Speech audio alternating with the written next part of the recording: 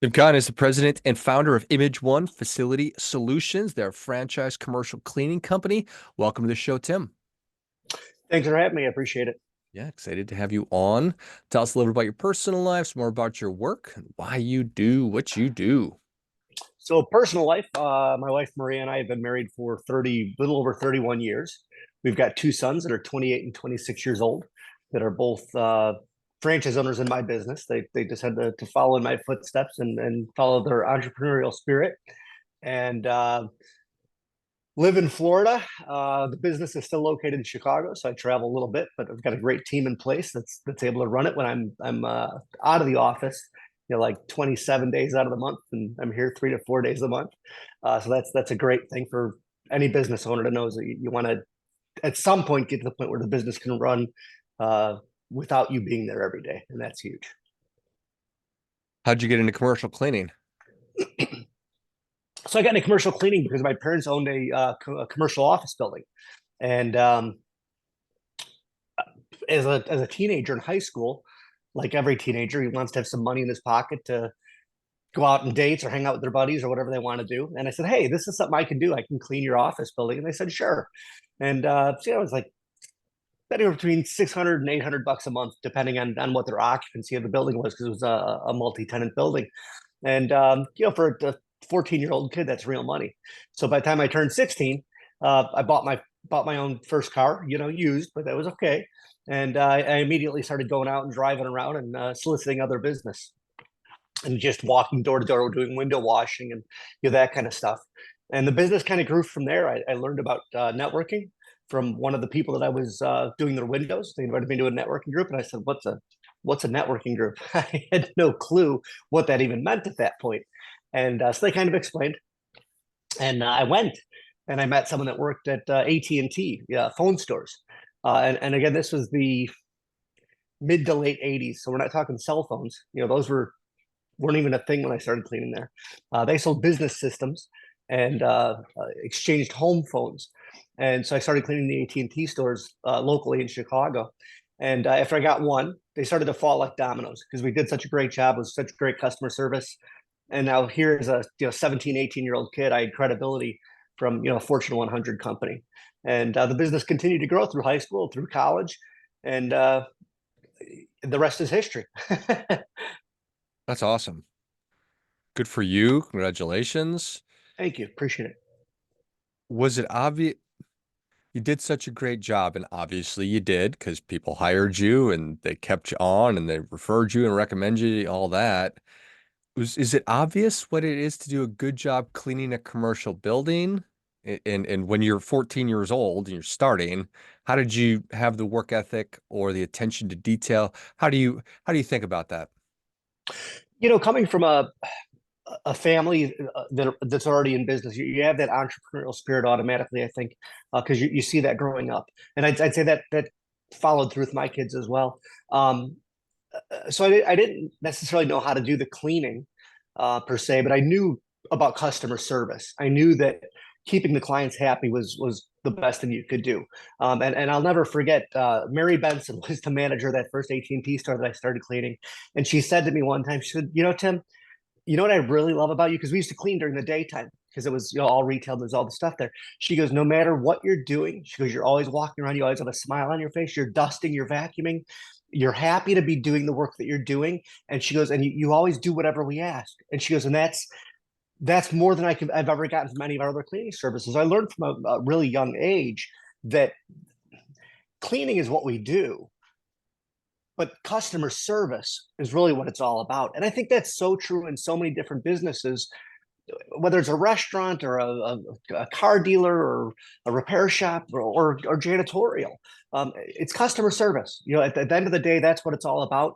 And if you have good customer service skills and you take care of your customers, are we going to miss a garbage can now and then? Absolutely. Are we going to miss some fingerprints on a front door? For sure. But if you have good customer service skills and you have that really good relationship with the client, they're going to overlook those tiny little things. Um, as long as it doesn't, if it's the same garbage can every day for 2 months, well, then obviously you're going to have a problem. But the occasional slip up is human nature. It's going to happen. So that's I think is the biggest takeaway that I can give to anybody that's looking to get into business for themselves is customer service. That's the key. Yeah. Well, amen. Is that more true today than it was back then? As true? Less true? I think it goes through cycles. And I think the pendulum swings sometimes, like in anything else, whether it's politics or relationships or business, that pendulum swings back and forth. And I think it does in customer service as well. There's some points where that pendulum swings one way and people are saying, you know what, all I care about is the bottom line. And you know what, I can get someone cheaper, and they switch. And that's discouraging. It's disheartening. It's like, I give it my all. My franchise owners give it their all, and a client, walks away from them to save a couple of dollars a day. And, over the course of the year, sure, that might be a substantial amount of money. And I get it. Things are tight. Everyone's looking to figure that out. But more times than not, when a client leaves for price, they realize very quickly that they've made a mistake because they don't get that customer service. They don't get that high level of quality service. And they end up coming back. And we've got probably dozens of clients that have left and then come back because they realize the value in the customer service that they get from Image One that they aren't getting with a lower cost provider. That makes a lot of sense. All right. So you prove your concept, you get the nod of approval, for lack of a better term, from AT&T. The business is growing, it's growing and growing. Walk me through the process of how are we going to grow this thing and how did you land on franchising? Right, right. Well, like every other entrepreneur, I just woke up one morning and said, "Hey, I'm going to start a cleaning service, and then I'm going to franchise it, and and Yeah, and then magically overnight, I'm going to just have this huge business." Right? Isn't that the way it works? easy peasy. So I kind of just fell into franchising. It was never my plan to franchise. Um, and so basically, I think it was because I was having a bad day, and I opened the mail one day, and I think I was having issues with employees and just clients. Because again, business is a roller coaster. You have great, awesome days where it's super exciting, and then you have days that are like super scary, and you don't know if there's going to be enough money to come in to make payroll, or you don't know what's going on. And I think it was a bad day because I opened up a letter, which I did all the time. I'd get letters from competitors or other people looking to buy, either to acquire us or to merge with us, different things like that. And I opened a letter, and it was from someone that was looking to expand into the Chicago market. I thought, maybe I'm just going to sell my business. I'm done. I'm just, it's time for a change. And I went and met with that individual, and he wasn't looking to buy my business per se. He was looking for someone to partner that already knew the janitorial industry because he had bought a master franchise for the Chicago market. And after discussions, we agreed to put a deal together, and we did a 10-year agreement. And then after that 10-year franchise agreement, I realized that there was a better way to franchise in the janitorial business, a way that was completely different than what all the big players in the market were doing. And that's when Image One was founded and born. And we did it in such a way that it's completely different, full transparency for our franchise owners. We train them in operations and sales, in marketing, and let them really grow a business any size they want. And that's really what sets Image One apart from the at least a dozen other janitorial franchises, is that we give them all the tools, all the training, everything that they need to grow a business to any size that they want. If they just want to do a little part-time thing on the side and earn $5,000 a month in gross revenue, fine, great. That's not what we're really looking for, but if that's what they want, we'll let them do that. But if they want to really grow a really big business where they're billing $50,000 to $100,000 a month, they can do that. We've got several franchise owners that have crossed over that $100,000 a month mark. So they're doing $1 million a year in business, emptying trash. I always tell our franchise owners, when you're going around in the beginning and you're doing the work, don't get frustrated that you're emptying garbage cans. Just every time you pick up that garbage can, you dump it. Just picture that you're taking a garbage can, you're just dumping $100 bills into this big trash can. All you're doing is walking around collecting money. And they all kind of laugh. But they're like, that's a good way to look at it, because that's really what we're doing. We're trading dollars for hours, and as you're building that business, that's what you're doing. You're just pushing a barrel around collecting cash. I love everything about that. I love the visual. I love how it makes everybody smile every time you say it. I Absolutely. think that that's awesome. All right. So you realize there's a better way to do this. I've seen from the inside some of the competition, and I think that we can do it better. And now it sounds like it's proving out to that's the case. How long have you been franchising at this point? Where how many places are you? Stuff like that. So we started franchising 2011. So we're about 12 years into franchising, and started in the Chicago market. We've got most of our franchise owners are in the Chicago market. Then we started expanding out beyond that market. Like I mentioned, both my boys are involved in the business at a very young age. They were involved. I mean, from the time that they could, before they could even walk, they're going with me to accounts and meeting clients. Nothing breaks the ice like bringing in a 1 year old with you if Sure. you're talking to your customer service, and people like to see little kids. But so they grew up around it. They got involved in the business. So both of them run a franchise in Southwest Florida, which is where my wife and I said that we wanted to eventually end up. And so they said, hey, we're gonna go down there and run a franchise down there. And then in addition to the two of them in Florida, I've got another franchise owner in Florida. We've got one out in Colorado. We've got two in Texas. Kind of just growing across the country organically, where people are looking to grow. And there's not a single bad market for cleaning, because every business that has a trash can and a toilet is a potential client. And last time I checked, every business has those two things. So it's really unlimited. There's no place you can go that isn't a good potential market for janitorial. That makes a lot of sense. Yeah. Strikes me that the promise of a franchise as a franchisee, I'm interested in starting a business with Image One, partnering with you, that I get the playbook. I get everything that you've been talking about. You're going to train me up. You're going to give me the systems and processes, so I'm not going to have to think of all that stuff and do all of that stuff myself. I'm in business for myself, but not by myself. Your sons are following the script. It seems like that might be one of the hardest things to actually bring family into the business, but specifically a franchise. It is. It is challenging, because I was the same way growing up. You don't listen to your parents, so when I Right. tell them what to do and I give them the advice, they're like, I know better. I know better than Dad. I can do this Yeah. my own way. But when they hear it from other franchise owners and they see the success that the other franchise owners are having, um, that's what they want to follow, and it works really well.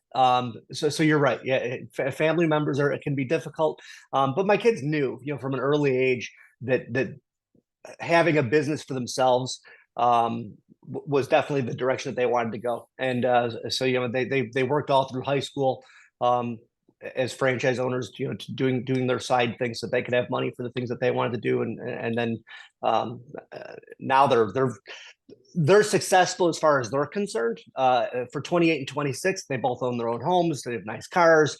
They've got a nice lifestyle. They've built a lifestyle business. They're still out there doing the hustle and doing a lot of the work alongside their employees. But they're happy with that. That's the level of business that they want to grow at this point. At some point when they get married and they have kids, they're going to want to have a business built big enough so that they don't have to do all the work that they're doing right now, so they can kind of take back.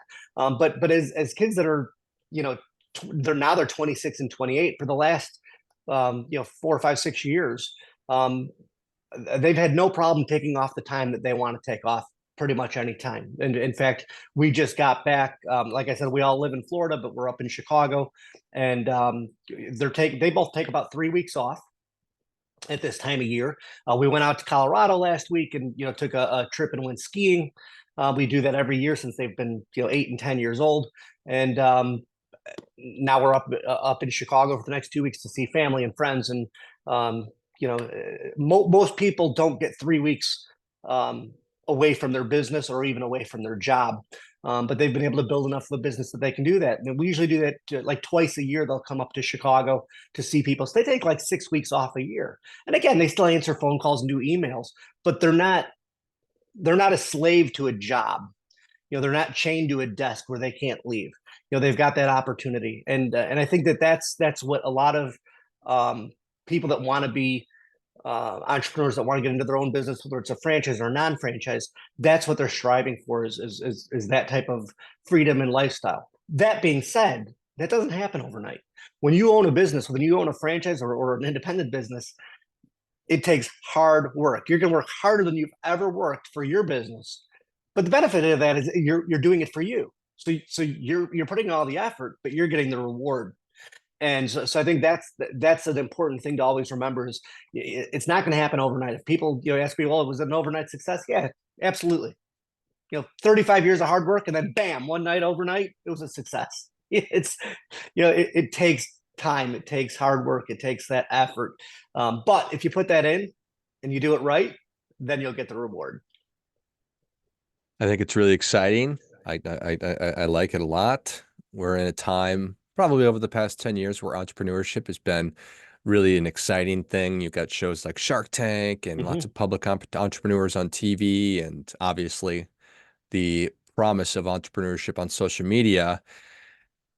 And here we have you who has done it and now have demonstrated the ability to grow a lifestyle business, but also to grow a large enterprise where you don't even need to be there for 27 out of 30 days a month. And you've got your kids who are growing their lifestyle business. And if they choose to stay with that, then that's great. But you have the blueprint for helping them to grow into a larger concern if that's something that they choose. So I think that that's a really attractive thing for somebody who considers entrepreneurship. It says, you know what, I don't have a roadmap for doing that. You have that to offer. So how do people get started? Yeah, so to get started with Image One, or with any franchise, there's a variety of different things you can do. There's franchise shows you can go to. You can do stuff online. There's consultants or brokers that they're kind of like real estate agents. They'll help you find the right fit for you. But if you want to come directly to Image One, if this sounds like something that would be good for you, you can find us at Image One, and one is spelled out, imageonefranchise.com, and that'll give you all the information about the franchise opportunity. Um, Again, if someone's looking to get into a franchise, that's a great opportunity to look at it that way. Talking to brokers, I wrote a book a couple of years ago called No New Ideas, and it's available on Amazon, and that walks you through the process of buying a franchise because it can be a daunting task. Especially people that walk into like a trade show for the first time. They walk in not knowing what to expect, and they see 300 different franchise opportunities, completely overwhelmed. They walk through this booth or through this trade show, and every booth they walk past, they get a brochure and they're told this is the best franchise for you. And at the end of that show, they've got a big bag full of materials from the trade show, and they go home and they're overwhelmed. And what do?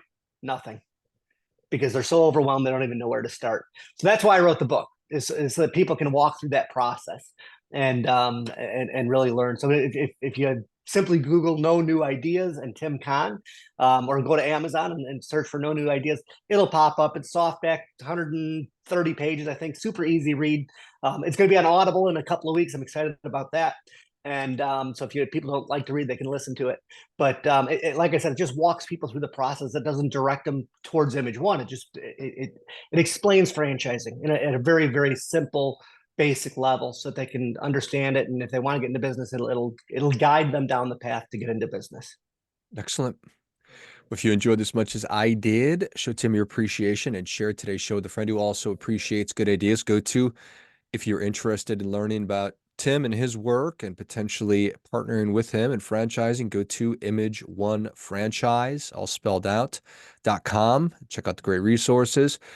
If you find yourself feeling a little bit overwhelmed and discombobulated, you need a cure for inaction, or you want to learn more about what we've been talking about, pick up your copy of No New Ideas on Amazon and soon to be Audible, and get a little bit of clarity in your life on what your next move is. Thanks again, Tim. Thanks, George. I appreciate the opportunity. Till next time, remember, do your part by doing your best.